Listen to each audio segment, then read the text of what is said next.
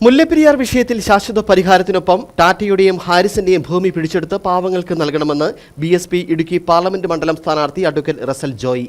അണക്കെട്ടുകൾ ഇല്ലാതെ തന്നെ വൈദ്യുതി ഉൽപ്പാദിപ്പിക്കുവാനുള്ള സംവിധാനം കേരളത്തിലുണ്ടെന്നും ഇത് പ്രയോജനപ്പെടുത്തുന്നില്ലെന്നും ഇപ്പോഴും 78% വൈദ്യുതി പുറത്തുനിന്നും വാങ്ങുകയാണെന്നും അദ്ദേഹം വാർത്താസമ്മേളനത്തിൽ പറഞ്ഞു. ജനങ്ങളുടെ വിഷയങ്ങളിൽ ഇടതുപക്ഷ എംപിമാർ ഇടപെടുന്നില്ലെന്നും മുല്ലപ്പെരിയാർ വിഷയത്തിൽ ശാശ്വത പരിഹാരം വേണമെന്നും ബഹുജൻ സമാജ്വാദി പാർട്ടി ഇടുക്കി പാർലമെന്റ് മണ്ഡലം സ്ഥാനാർത്ഥി അഡ്വക്കേറ്റ് റസൽ ജോയി. ഭൂരഹിതരായവരേറെയുള്ള നാട്ടിൽ ടാറ്റയുടെയും ഹാരിസിന്റെയും പാട്ടകാലാവധി കഴിഞ്ഞ ഭൂമി പിടിച്ചെടുത്ത് ഭൂരഹിതർക്ക് വിതരണം ചെയ്യണം. കേരളത്തിൽ പ്രത്യേകിച്ചും ഇടുക്കിയിൽ അണക്കെട്ടുകളുടെ ആവശ്യമില്ല. ഇത്രയും അണക്കെട്ടുകൾ ഉണ്ടായിട്ടും ഉപയോഗത്തിന്റെ 22% വൈദ്യുതി മാത്രമാണ് കേരളത്തിൽ ഉൽപ്പാദിപ്പിക്കുവാൻ കഴിയുന്നത്. ബാക്കി 78% പുറത്തുനിന്നും വാങ്ങുകയാണെന്നും കാറ്റിൽ നിന്നും സൗരോർജ്ജത്തിൽ നിന്നും വൈദ്യുതി ഉൽപ്പാദിപ്പിച്ച് പ്രശ്നപരിഹാരം ഉണ്ടാക്കാമെന്നും റസൽ ജോയി പറഞ്ഞു. തന്നെ വിജയിപ്പിച്ചാൽ ആദ്യം മുല്ലപ്പെരിയാർ വിഷയം അവസാനിപ്പിക്കും.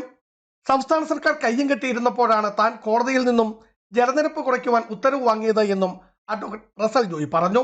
ഇടുക്കി ജില്ലയിലും കേരളത്തിന്റെ നാനാഭാഗങ്ങളിലും ഒരു തരി മണ്ണില്ലാത്ത ജനലക്ഷങ്ങളും ഒരു തരി മണ്ണില്ല വീടിൽ.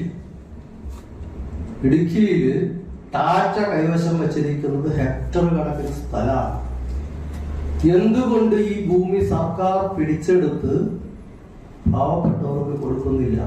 99 വർഷത്തെ ലീസ് കഴിഞ്ഞതിന് ശേഷം ഇപ്പോഴും ടാറ്റയ്ക്ക് ലീസ് പുതുക്കി കൊടുക്കും. 999 വർഷത്തെ കരാർ കഴിഞ്ഞപ്പോൾ മുല്ലപ്പെരിയാർ ഡാം 1970 CPIയുടെ മുഖ്യമന്ത്രിയായിരുന്ന C. അച്യുതമേനോൻ പുതുക്കി കൊടുത്തില്ലേ? ചെറുതോണിയിൽ ചേർന്ന വാർത്താ സമ്മേളനത്തിൽ PT Lithesh, Raju Manjakkunnel, James K Mathew, Biju Mattappallil, Saji Painavu തുടങ്ങിയവർ പങ്കെടുത്തു. Idukki vision news, Idukki.